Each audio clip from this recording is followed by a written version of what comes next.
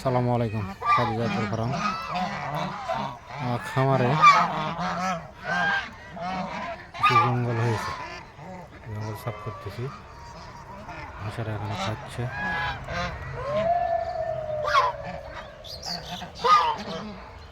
এই জঙ্গল এখানে চীনা হাঁসের জন্য যাওয়া করবো এখানে বাইরে।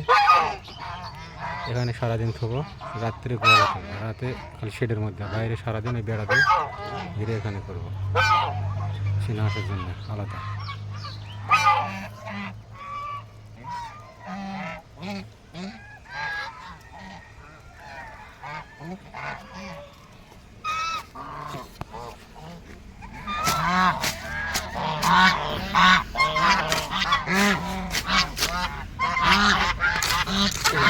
কাটতেছি